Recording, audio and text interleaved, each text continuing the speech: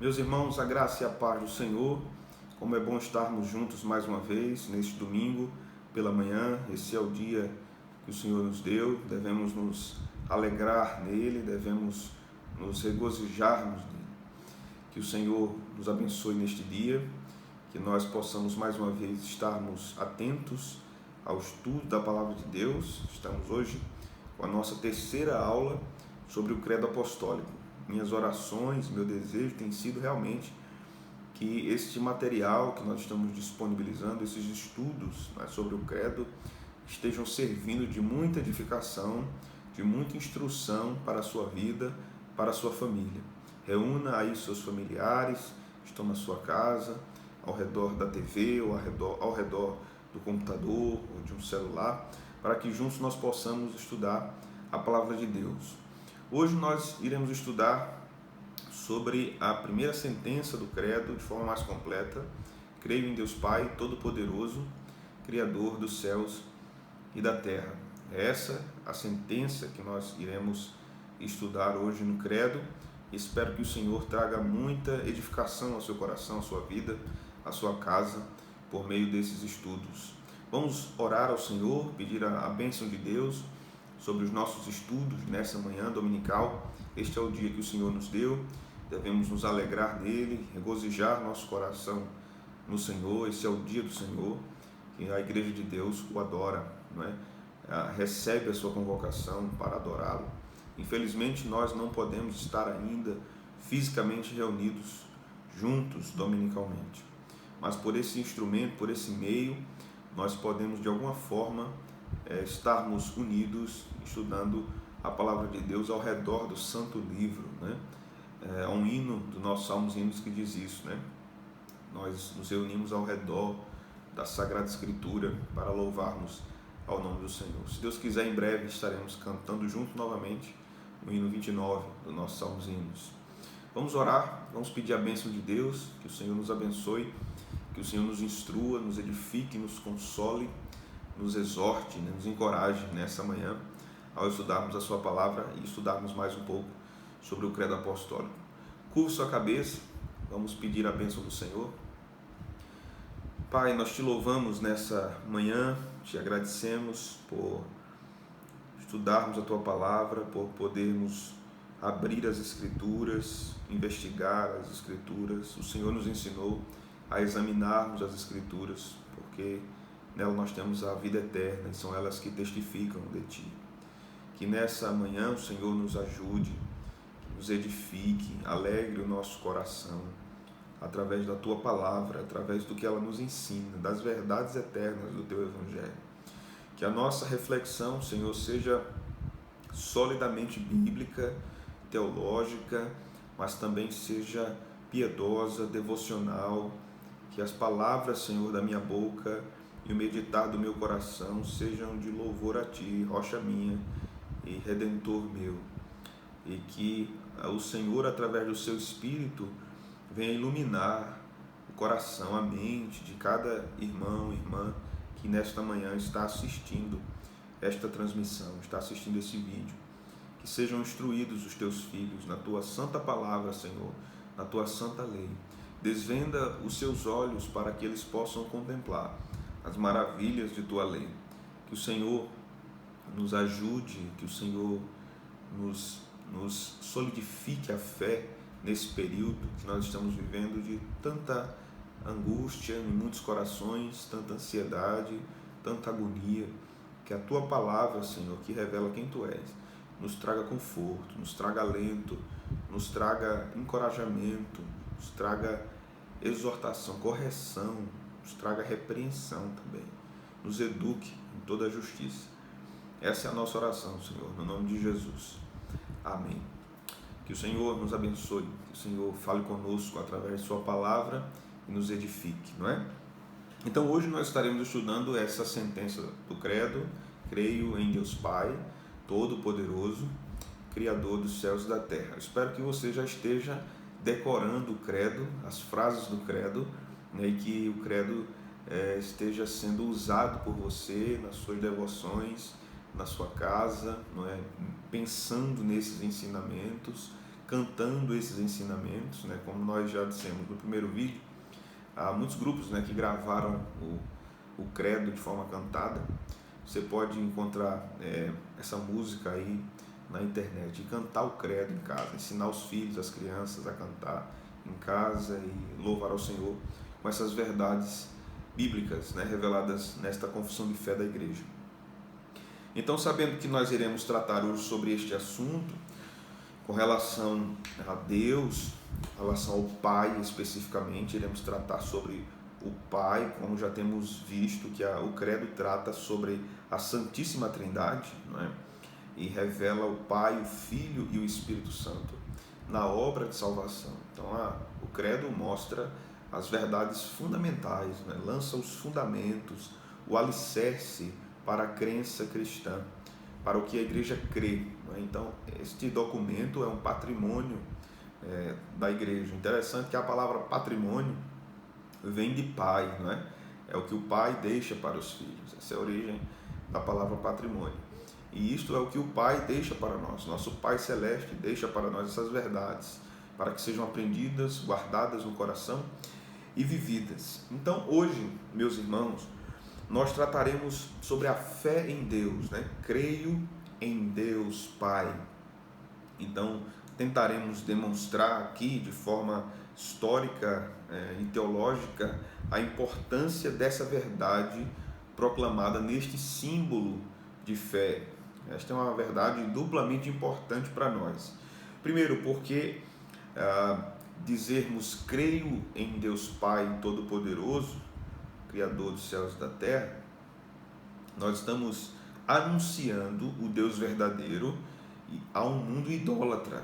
Nós estamos anunciando as verdades reveladas na Escritura sobre o Deus que se revelou ao seu povo, e estamos denunciando os erros da idolatria das religiões. Não é? A confissão sobre o credo, ela é antagônica, ela é contrária a falsas religiões. Só existe um caminho para Deus, e este caminho é Jesus Cristo. Ele disse isso, enfatizando: eu sou o caminho, a verdade e a vida. Ninguém vem ao Pai senão por mim. Então, dizermos que cremos em Deus Pai Todo-Poderoso, Criador dos céus e da terra, é dizermos que estamos apartados da idolatria, e que a idolatria é contra Deus, é contra a verdadeira religião, é contra as Escrituras Sagradas. A segunda verdade que nós devemos considerar nesta introdução é que estas verdades credais, essas verdades do credo, bem como a verdade de que Deus é nosso Pai e é Criador de todas as coisas e é soberano, ela é importante. Essas verdades são importantes para o discipulado cristão, para nos consolar, para reafirmar a nossa fé, fundamentar e fortalecer a nossa fé. Então, essas verdades sobre o credo, elas tanto são direcionadas para o mundo sem Deus, para que conheçam as verdades de Deus, o Evangelho da graça revelado em Jesus, como para o fortalecimento da nossa fé. Então, daí a importância de estudarmos sobre o credo, não é? Consideremos também aqui que nós iremos falar um pouco sobre o que significa esse termo símbolo de fé, e iremos também discutir um pouco, refletir um pouco sobre as advertências que há no credo contra a idolatria. Quando o credo afirma a fé em Deus Pai, Deus Filho, Deus Espírito Santo e o juízo de Deus no final dos tempos, o credo está repreendendo a idolatria. Está dizendo que adorar outros deuses, adorar um Deus ou deuses que não são este Deus revelado na Escritura, é algo que atrairá condenação para os homens. Então nós iremos falar um pouco sobre isso. Iremos tratar também sobre a paternidade de Deus, sobre a soberania de Deus, sobre o Deus Criador e, por fim, algumas aplicações, algumas lições para a nossa vida piedosa, nossa vida devota, em família e da nossa vida particular também. Então, consideremos inicialmente o que significa o termo símbolo de fé.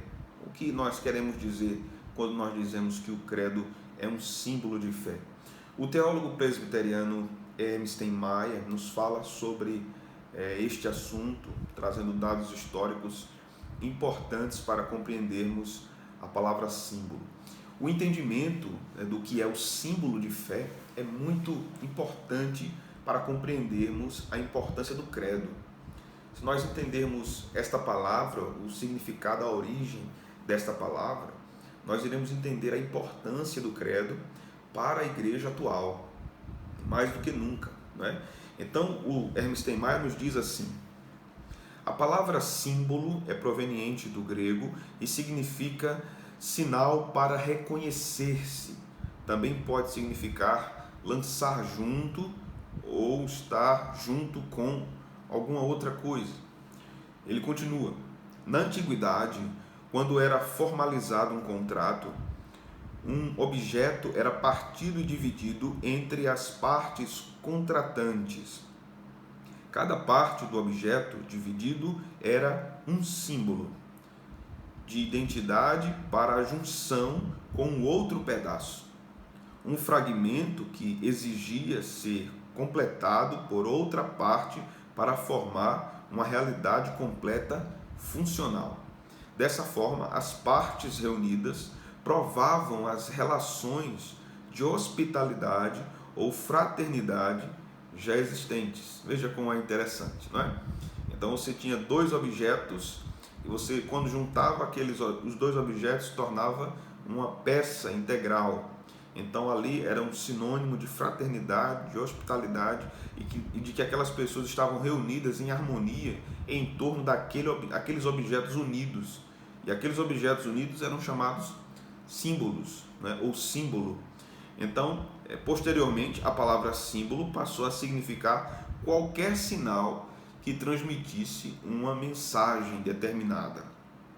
Há uma outra definição interessante do historiador e teólogo batista Franklin Ferreira, que está no seu livro sobre o credo apostólico, na página de número 28. Ele vai nos dizer algo muito interessante, muito importante. Veja,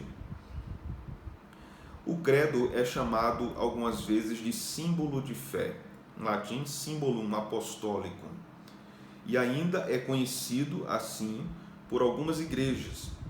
No mundo romano antigo, quando o imperador tinha problemas nas fronteiras, por exemplo, com os povos bárbaros, ele enviaria suas legiões para proteger aquela fronteira das invasões bárbaras. Então, quando as tropas precisavam se separar para fazer algum tipo de movimento de cerco, por exemplo, os comandantes dessas legiões quebrariam um vaso, pegariam dois cacos que se encaixassem perfeitamente e cada um ficaria com um dos cacos. Se as tropas tivessem que se comunicar, como saber que o mensageiro não foi interceptado e a mensagem verdadeira não foi modificada? O legado mandaria o mensageiro para alcançar a outra tropa militar com o pedaço do caco do vaso. Ao chegar no acampamento, ele entregaria a mensagem com o caco do vaso, que seria unido com o caco do legado que estava recebendo a mensagem, e atestaria que a mensagem vinha realmente do comandante da outra unidade, que seria realmente uma mensagem legítima e que ele precisava acatar essa mensagem. A este reconhecimento dava-se o nome de símbolo. Esta era, portanto, uma palavra de uso militar que era empregada para impedir a interceptação da mensagem ou a corrupção da mensagem por algum inimigo. Esta palavra foi adaptada para o âmbito da fé cristã. O símbolo de fé era um meio de reconhecimento entre cristãos que sustentavam a verdadeira fé bíblica, como se identificaria no mundo antigo um cristão genuíno. Por ele, entre outras formas de reconhecimento, conhecer o credo, também chamado de símbolo. Então veja, da mesma forma que no contexto de negócios, como nós lemos, né, no relato do Hermes Steinmeier, e no contexto militar, quando dois soldados, um enviava uma mensagem, levando uma mensagem juntava o caco com o outro, dando ali então a informação de que havia harmonia entre as duas partes, de que aquele símbolo mostrava que eles estavam juntos e reunidos diante daquela verdade, em torno daquela verdade. Assim é um símbolo de fé. Quando nós confessamos a Deus através do símbolo, através do credo, nós estamos dizendo que somos cristãos e estamos reunidos em torno dessa verdade, essa verdade absoluta revelada nas Escrituras. Então, por isso, a importância grandiosa, histórica, dos símbolos de fé para a igreja. Como dissemos na última aula, há muitos cristãos que acham que isso é coisa da Igreja Católica Romana, que a fé cristã não precisa disso, o que importa é o coração. Então, como nós dissemos na última aula, todos nós temos crenças, todos nós temos credos, todos nós temos confissões, né? Carl Trueman, um teólogo contemporâneo, diz que todos nós temos alguma confissão de fé, mas é mais fácil maquiar ou esconder o que nós cremos quando esta confissão está apenas no coração e não está descrita, não está redigida, quando não pode ser examinada por outra pessoa. Então, o credo é um documento que nós temos, um documento histórico. O credo não está na Bíblia, como nós vimos, no sentido da sua organização, mas está na Bíblia no sentido de que as suas verdades são mostradas na Escritura, não é? O que eu quero dizer quando eu disse que não está na Bíblia é que você não vai encontrar nenhum capítulo da Bíblia com o credo certinho como nós lemos, né? Mas o credo está presente nos ensinos bíblicos, porque Deus é Pai Todo-Poderoso, Jesus é Filho, Ele é Salvador, Ele morreu, Ele nasceu da Virgem Maria, Ele ressuscitou, nós recebemos o Espírito Santo, nós somos a Igreja de Cristo espalhada pelo mundo todo, e o Senhor vai voltar, e quando Ele voltar, iremos ressuscitar, e aqueles que estão sem Cristo, morreram sem Cristo, serão julgados eternamente. Essas verdades estão na Escritura Sagrada. Então, sabedores disso, nós devemos aprender outras verdades agora sobre o credo apostólico. Sabendo dessa introdução histórica, do significado da palavra símbolo, nós aprendemos também que é importante nós sabermos o que nós cremos e sabermos o que o outro crê para sabermos se temos comunhão com esse tipo de ensinamento ou não. Há várias vozes espalhadas pelo mundo, várias heresias estão sendo espalhadas pelo mundo, vários falsos profetas se levantam, que estão na mídia, estão levando pessoas para distante de Deus, estão pregando um falso evangelho, e há muitos cristãos que estão seguindo esses falsos profetas. Os pregadores do coaching nesses últimos tempos que têm arrastado multidões, não é, que se dizem pregadores do evangelho, mas corrompem o evangelho, dizem que os homens são mais importantes que Jesus, que é o Filho de Deus, dizem que os homens não são terrivelmente pecadores. Meus irmãos, isso são heresias horrendas, isso são blasfêmias contra Deus. É preciso que nós saibamos em que nós cremos. Não basta apenas nós estarmos numa igreja bíblica. É possível que nós estejamos numa igreja bíblica e estejamos crendo em muitas coisas erradas, quando estamos bebendo de várias fontes diferentes. É preciso que nós tenhamos uma fé abalizada, fundamentada, firme, e nós saibamos em que nós cremos, para que diante do erro, diante da heresia, nós saibamos o que procede de Deus e o que não procede. Essa história que muita gente diz que o que importa é a sinceridade do coração, você deve ter muito cuidado com isso, porque uma pessoa pode ser muito sincera e estar numa heresia terrível.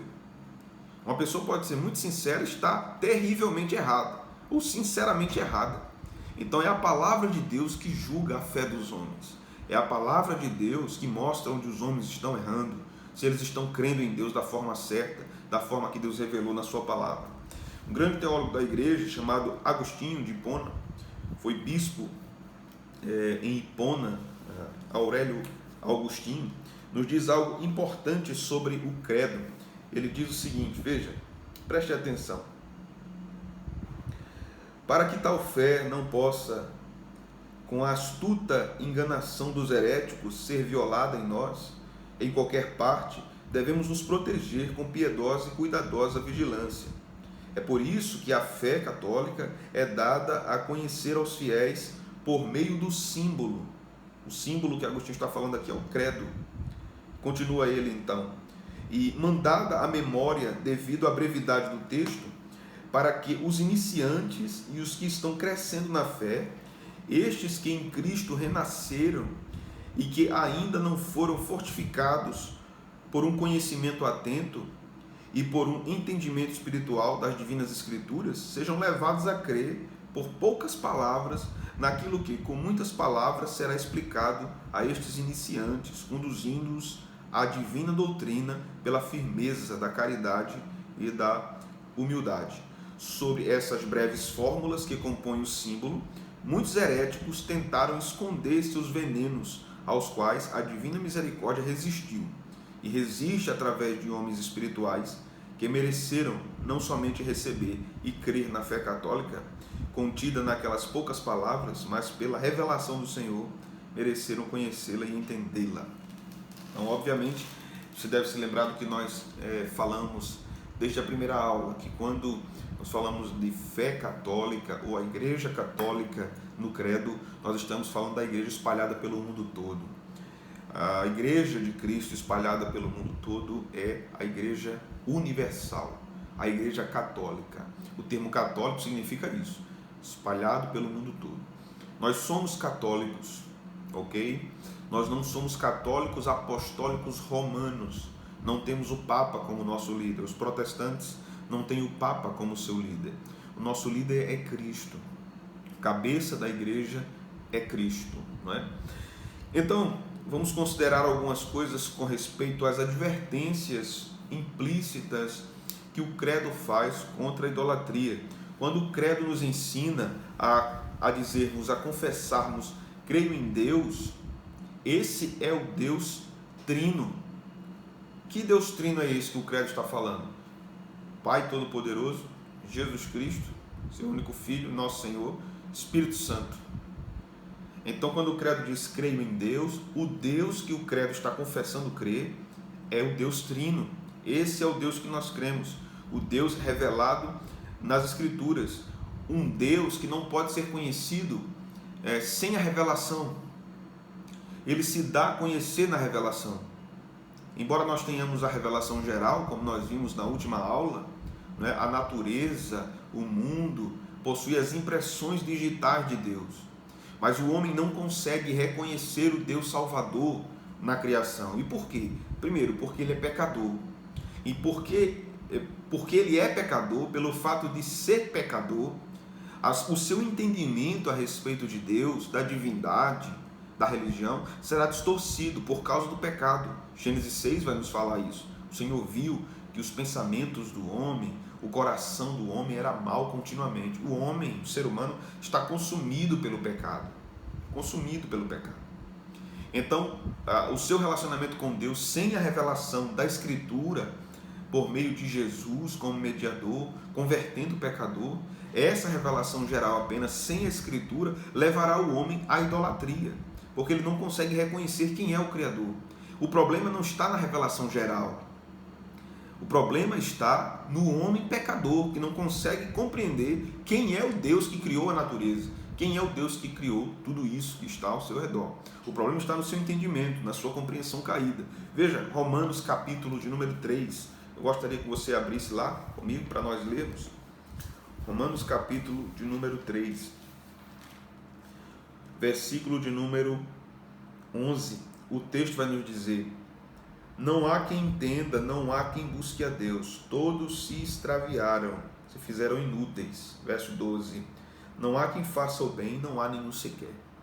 Então, o homem natural, o homem sem o Espírito de Deus, o homem que não foi convertido pelo Espírito de Deus, não foi salvo por Jesus, não pode compreender quem é o Deus trino, só a partir de uma revelação de Deus. A natureza não consegue transmitir essa mensagem salvadora. Ela só transmite a mensagem que existe o Deus criador para o homem. Por causa do pecado, o homem não consegue entender, através da natureza, quem é esse Deus criador e salvador. Somente pela palavra. Por isso que o credo centraliza a palavra. Essas verdades que estão no credo invocam a palavra. Então, meus irmãos, como é possível sermos cristãos sem a palavra? Como é possível sermos uma igreja saudável, bíblica, equilibrada biblicamente, sem o ensino genuíno das Escrituras?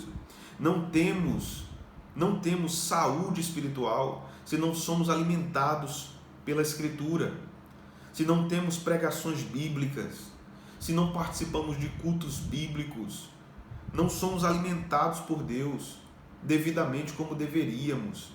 Então a Escritura é o centro da vida cristã, é o centro da nossa reflexão para uma vida que glorifique a Deus, uma vida que honre a Deus, né? Então aprendemos também que quando nós não conhecemos esse Deus das Escrituras, nós somos levados aos ídolos.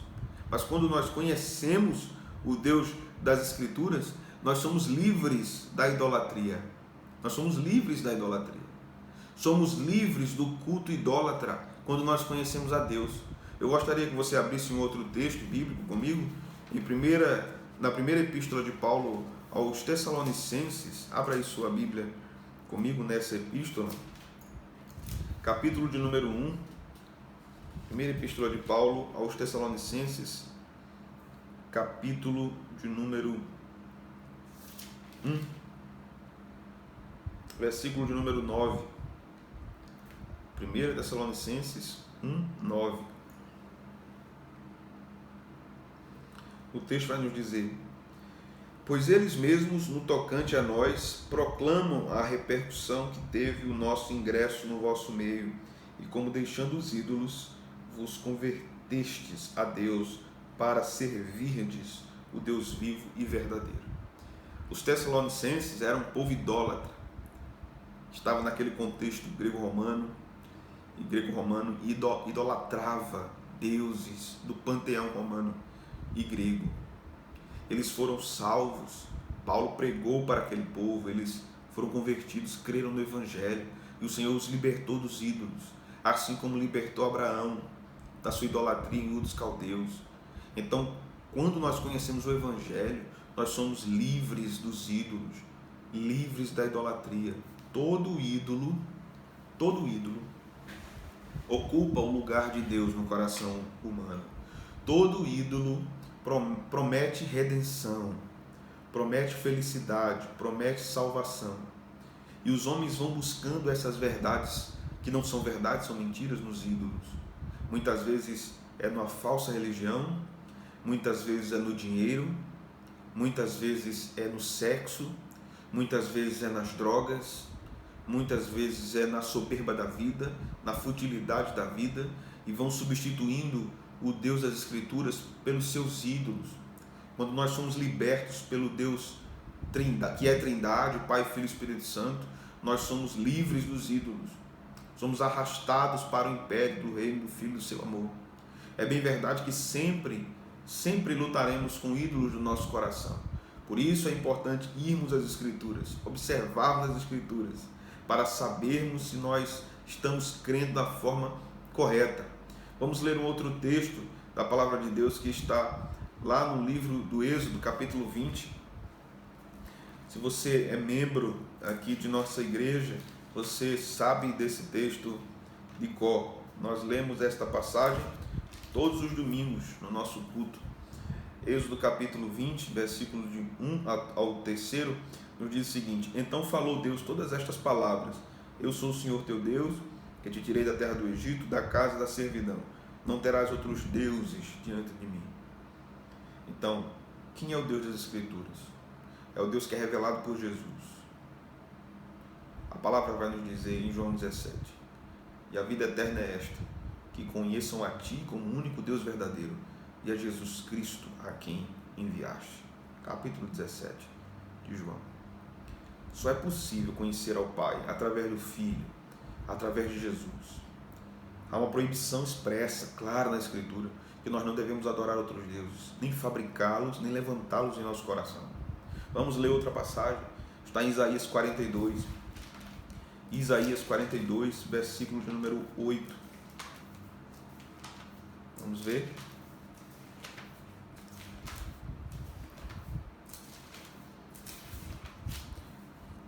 Vamos ler dois versículos em Isaías. Primeiro, no capítulo 42 e no versículo 8.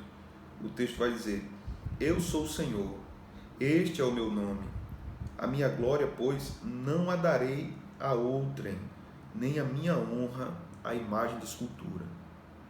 O Senhor não dará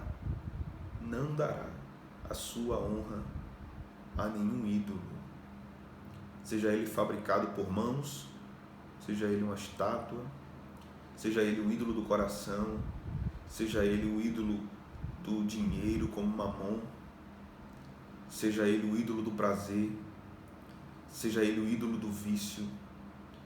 Tudo que ocupa o lugar de Deus na vida do homem, dos homens, da humanidade, é idolatria. E Deus não divide sua glória com ninguém.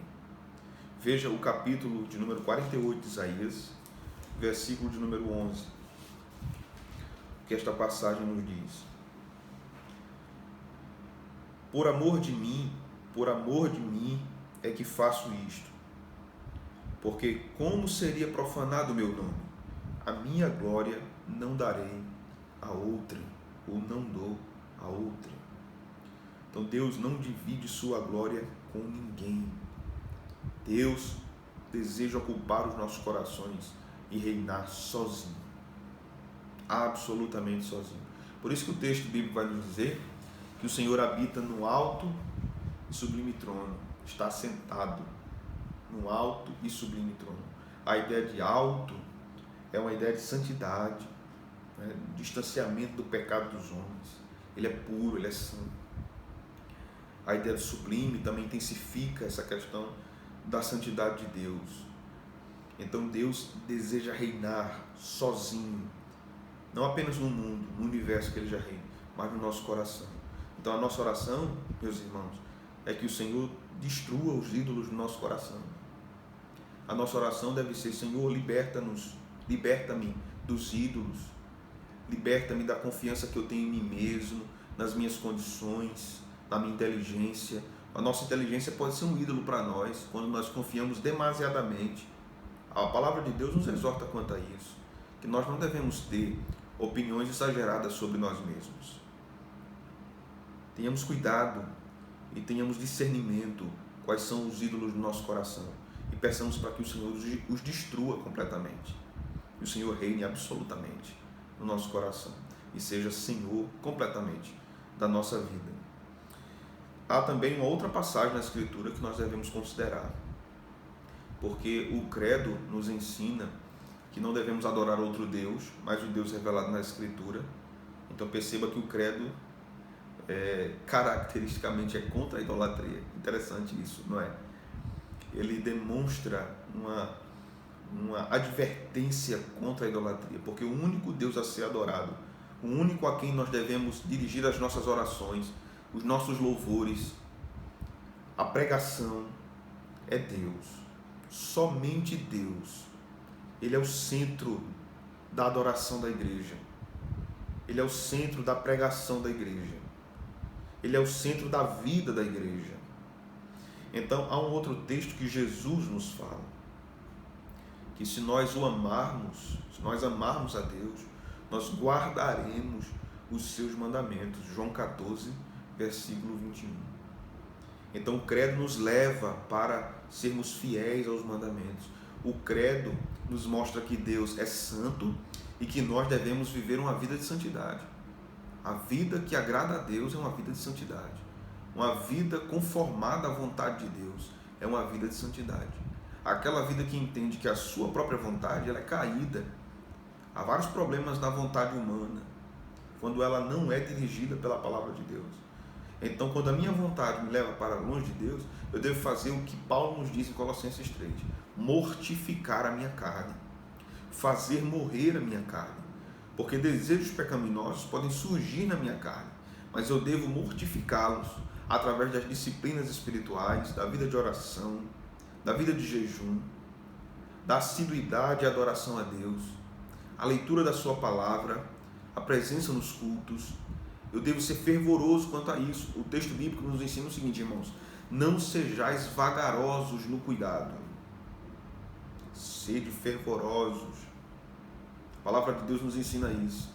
Não podemos ser lentos nas coisas de Deus.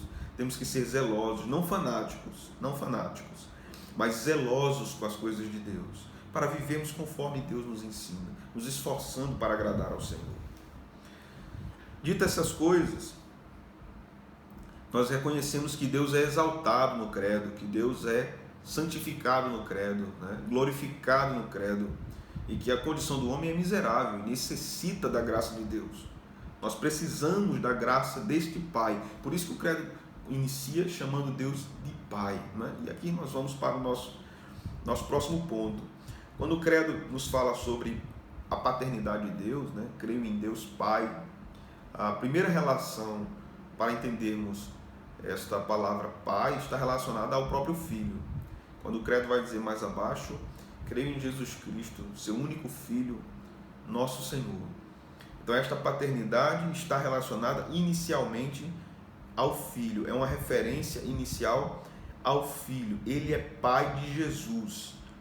E Jesus revela de forma eficaz, poderosa, não é? E clara a pessoa do Pai a nós. Por isso que Jesus disse: quem vê a mim, vê o Pai. Por isso que o autor aos Hebreus capítulo 1 vai dizer que Jesus é a expressão exata do Pai, não é? É a revelação para os homens do Pai. Mas quando o credo fala sobre o Pai Todo-Poderoso, Criador dos céus e da terra, não está ligado apenas a Jesus. Inicialmente esta é a ligação, mas está ligado também a nós. Essa verdade está ligada a nós. Eu gostaria que você abrisse sua Bíblia, por favor, no Evangelho de Marcos. Evangelho de Marcos, capítulo de número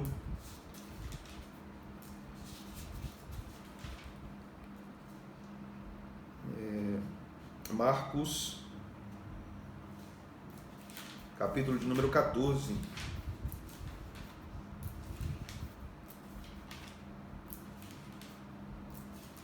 Abra aí sua Bíblia.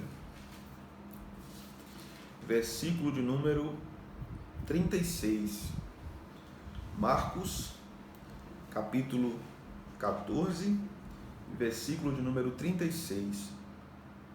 O texto nos diz aqui: e dizia: Abba, Pai, tudo te é possível, passa de mim este cálice, contudo, não seja o que eu quero, e sim o que tu queres. A palavra Abba é uma palavra aramaica que significava o tratamento carinhoso de um filho para com o seu pai.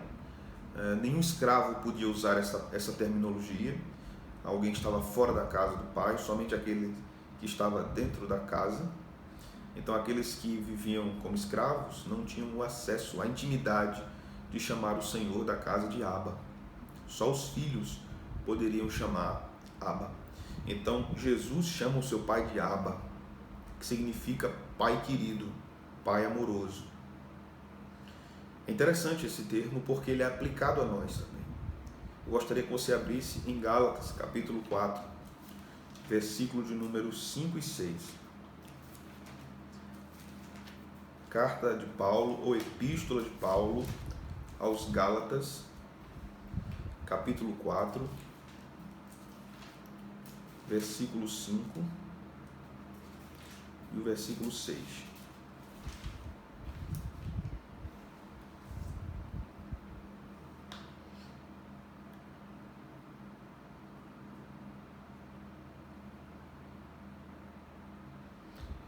Para resgatar os que estavam sob a lei, a fim de que recebêssemos a adoção de filhos. E porque vós sois filhos, enviou Deus ao nosso coração o Espírito de seu Filho, que clama: Abba, Pai. Aí o verso 7 nos diz: de sorte que já não és escravo, porém filho, e sendo filho também herdeiro por Deus. Veja que interessante, irmãos, essa passagem. Primeiro nós vimos em Marcos 14:36 que aquela palavra era usada apenas por Jesus. Mas agora Paulo faz dois usos desta palavra em Romanos e em Gálatas, dizendo que nós podemos chamar Deus agora de Abba, de Pai querido, de Paizinho, de Pai amoroso, como Jesus chamava, porque nós fomos salvos por meio do sacrifício de Jesus. porque nós somos adotados por causa do sacrifício de Jesus. Então, o sacrifício de Cristo, a morte de Cristo, nos dá o direito, nos dá o poder de sermos chamados filhos de Deus, como nos diz João 1,12. Nos dá o direito. Mas o Espírito Santo, é o que está nos dizendo aqui, o versículo de número 6, quando fala o Espírito do seu Filho, é uma referência ao Espírito Santo. O Espírito Santo não nos dá o direito de sermos feitos filhos de Deus. Quem nos dá o direito é Cristo. O Espírito Santo nos dá a experiência de chamarmos Abba. Veja como é importante a questão aqui da experiência e da relação com o Espírito Santo de Deus.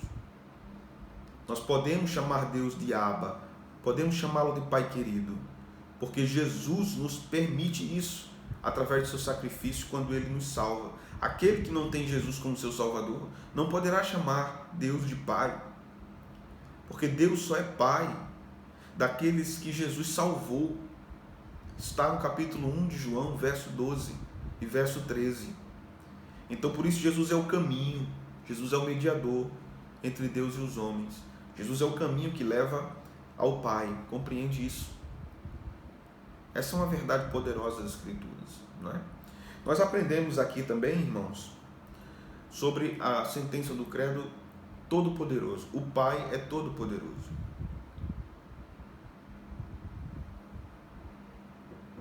O credo nos mostra a soberania de Deus. Deus é soberano. Ele é criador dos céus e da terra. Veja que lá no final do credo vai dizer que Ele vai julgar todos os homens. Então o credo nos mostra que Deus é soberano, que este Pai de Jesus e nosso Pai é um Deus soberano que governa todas as coisas. É o Deus que está acima de todos os homens, de todas as circunstâncias. É o Deus que detém a soberania, detém o poder. Percebamos o que é mostrado no credo. Que nosso Pai é um Pai presente, amoroso, cuidadoso, mas soberano. Ele é o Rei de toda a terra. Ele é juiz de toda a terra. Ele é o governante de toda a terra. Então isso mostra a grande autoridade de Deus sobre todo o universo e sobre todas as autoridades. Todas as autoridades da terra estão debaixo da autoridade de Deus. E aqui a gente precisa entender uma coisa. Todos os homens que detêm autoridade na terra estão debaixo da autoridade de Deus. Deus é a autoridade maior. E a Escritura nos diz em Romanos 13 que Deus institui os homens de autoridade, mas a autoridade deles é submissa à autoridade de Deus, e não devem se esquecer disso. O texto sagrado vai nos dizer que o nome de Jesus está acima de todo nome, não apenas nesse século, mas no vindouro. Então todos os governantes, políticos, poderes da nossa nação devem se dobrar diante de Deus, e como diz o Salmo 2, devem beijar os pés do Filho de Deus, devem honrar a Deus no exercício do poder, porque o poderoso é Deus, o soberano é Deus. Veja um texto que está em Apocalipse, capítulo 1, abra aí sua Bíblia, no livro do Apocalipse, capítulo 1, eu gosto muito desse capítulo do livro do Apocalipse, porque é uma abertura maravilhosa do texto da revelação, não é? Capítulo 1 de Apocalipse, versículo 5, está falando sobre Jesus. Veja o que o texto diz: e da parte de Jesus Cristo, a fiel testemunha, o primogênito dos mortos e o soberano dos reis da terra. O soberano dos reis da terra. O rei é Cristo. Todos os outros poderes estão abaixo de Cristo. Então toda corrupção, toda mentira, toda desonestidade, toda falta de integridade, toda calúnia exercida por homens no poder serão cobradas pelo Deus Todo-Poderoso, porque eles devem exercer o seu poder, que é subjugado a Deus. O poder dos homens na terra está debaixo do poder de Deus, e tudo que eles fazem está debaixo da vontade de Deus. Devem se submeter ao Todo-Poderoso, devem observar as Escrituras, devem ouvir a voz de Deus e se dobrar a Deus. Isso é um alerta para os governantes, isso é um alerta para o nosso país, para as nações, porque Deus fala aos homens na terra, através de sua palavra. Deus exorta os ímpios, os homens ímpios, a converterem seus corações ao Deus Todo-Poderoso, a dobrarem-se diante dos mandamentos de Deus, diante da sabedoria de Deus, da santidade de Deus. Deus fala aos homens que pedirá conta da sua impiedade, da sua arrogância, do seu orgulho, da sua soberba. Deus é todo-poderoso. O Credo também nos diz, Criador dos céus e da terra. Esse é o Deus que nós servimos. Ele é Pai, mas Ele é soberano. Ele é amoroso e presente, mas é todo-poderoso, onipotente, onipresente, onisciente. Todo o poder está em suas mãos. Por isso nós estamos nas mãos desse Deus. Nós estamos nessa mão potente, nessa destra estendida. O Senhor cuida de nós. Algumas aplicações para esta parte aqui, irmãos. Nestas aplicações eu irei utilizar o Catecismo de Heidelberg, que é um catecismo reformado, que as igrejas reformadas usam há muito tempo. Inclusive é histórico que os congregacionais, na sua origem, usaram também o Catecismo de Heidelberg. A pergunta 26 do Catecismo nos diz o seguinte: em que você crê quando diz, creio em Deus Pai Todo-Poderoso, Criador dos céus e da terra? Resposta: creio que o eterno Pai do nosso Senhor Jesus Cristo, que criou do nada o céu e a terra e tudo o que neles há, e também os sustenta e governa por seu conselho e providência eternos, é o meu Deus e o meu Pai. Por causa do seu Filho Cristo, creio nele tão completamente que não tenho nenhuma dúvida de que ele me suprirá de tudo que é necessário ao meu corpo e à minha alma, e que também converterá em bem para mim toda a adversidade que me enviar nesta vida conturbada. Ele assim pode fazer, porque é Deus Todo-Poderoso. Veja como é maravilhosa a resposta do catecismo. Creio nele tão completamente que não tenho nenhuma dúvida de que ele me suprirá de tudo o que é necessário ao corpo e à alma, e que também converterá em bem para mim toda a adversidade que me enviar nesta vida conturbada.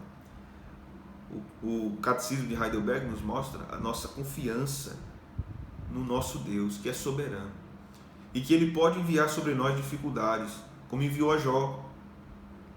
Ele pode enviar a nós adversidades, mas o Catecismo professa que Ele suprirá toda a necessidade do nosso corpo, da nossa alma. Ele não nos desamparará. Nós vamos ver isso daqui a pouco no texto bíblico, como Jesus nos ensinou sobre isso e como o catecismo aqui está fundamentado em verdades bíblicas. A pergunta 27 do catecismo nos diz o seguinte: o que você entende por providência de Deus? A resposta: a providência de Deus é o seu onipotente e onipresente poder, por meio do qual, com as suas mãos, Ele sustenta continuamente o céu e a terra e todas as criaturas, governando-os de tal modo que ervas e plantas, chuva e seca, abundância e escassez, comida e bebida, saúde e doença, riqueza e pobreza, todas as coisas, na verdade, não nos vêm por acaso, mas procedem da sua mão paternal. Isso aqui é muito profundo, não é? E vai na contramão do que a gente entende ser o Evangelho.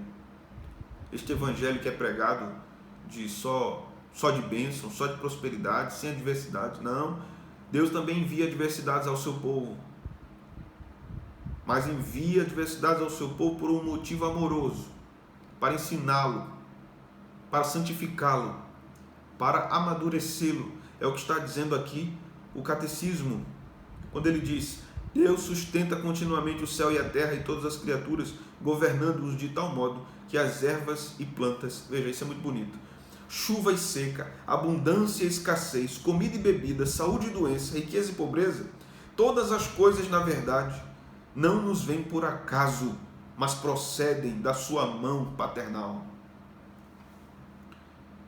Pergunta 28 do Catecismo nos diz: que benefício há em sabermos que Deus criou todas as coisas e que continuamente as sustenta pela sua providência? Qual o benefício de sabermos que Ele é todo poderoso e que Ele criou e que Ele sustenta? A resposta é: podemos ser pacientes na adversidade, agradecidos na prosperidade, e podemos, quanto ao futuro, confiar firmemente em nosso Deus e Pai fiel, porque criatura alguma poderá nos separar do seu amor, pois todas elas estão de tal modo em sua mão que nem a sua vontade elas não podem nem mesmo, sem a sua vontade, elas não podem nem mesmo se mover. Nós aprendemos isso com Paulo no capítulo 17 de Atos, né? Que nele vivemos, nos movemos e existimos.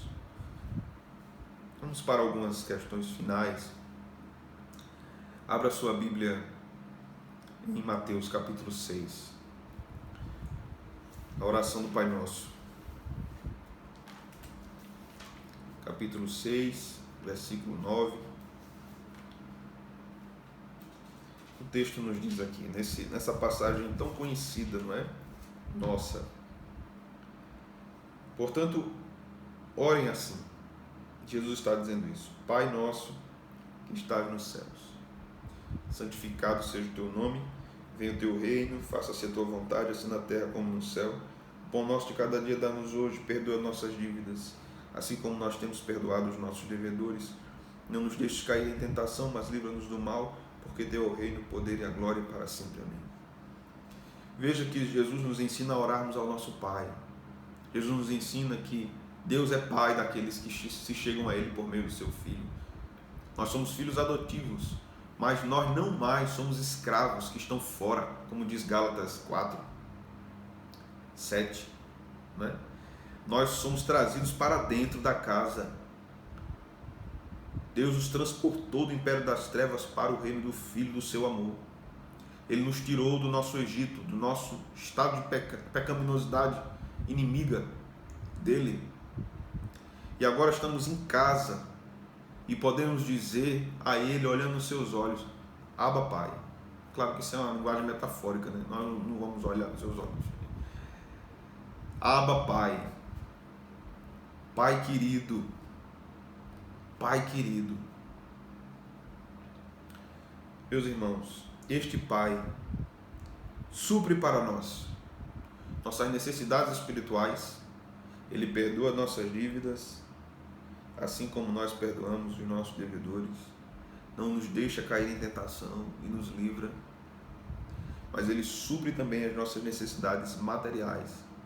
O pão nosso de cada dia nos dá hoje. Ainda nesse capítulo, nós vamos ler o versículo 25, o 26, o 31 e o 32. O 25 nos diz: por isso vos digo, não andeis ansiosos pela vossa vida, quanto ao que haveis de comer e beber, nem pelo vosso corpo, quanto ao que haveis de vestir. Não é a vida mais do que o alimento, e o corpo mais do que as vestes? Verso 26. Observai as aves do céu, não semeiam, não colhem, nem ajuntam em celeiros, contudo o vosso Pai Celeste as sustenta. Porventura, não valeis vós muito mais que as aves? Veja que Jesus nos fala aqui do Pai Celeste, que sustenta as aves. Jesus aqui nos ensina ainda, no Sermão do Monte, que o nosso Pai supre as nossas necessidades emocionais, nos instruindo a termos confiança nele, dizendo-nos: não fiquem ansiosos, ainda que as circunstâncias ao redor justifiquem a ansiedade de vocês. Não fiquem ansiosos, porque eu sustento vocês. Assim como eu sustento as aves, assim como eu visto as flores, os lírios, eu sustento vocês. Eu sou o Pai de vocês. Veja o versículo 31. Portanto, não vos inquieteis, dizendo que comeremos, ou que beberemos, ou que nos vestiremos. Porque os gentios é que procuram todas essas coisas, pois vosso Pai Celeste sabe que necessitais de todas elas. Veja que consolador. O texto nos mostra que o nosso Pai conhece as nossas necessidades. Antes de nós orarmos, Ele quer nos ouvir orar, mas Ele conhece as nossas necessidades, todas elas, e nos convoca, irmãos, a crermos, confiarmos e dizermos: eu creio em Deus, Pai Todo-Poderoso, Criador dos céus e da terra. Nesse contexto nós estamos vivendo, não é? Caótico. Quantas notícias tristes estamos vendo, quantas coisas ruins está diante dos nossos olhos, mas nós devemos erguer as nossas cabeças.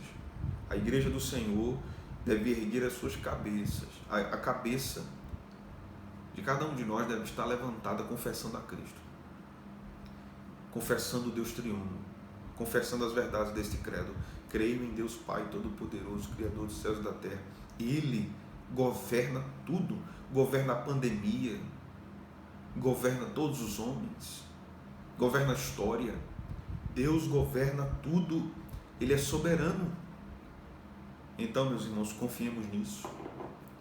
Confiemos nessas verdades eternas reveladas nas Escrituras. Devemos confessar nosso Deus Pai. Toda a nossa vida deve ser lançada em suas mãos, porque Ele tem cuidado de nós.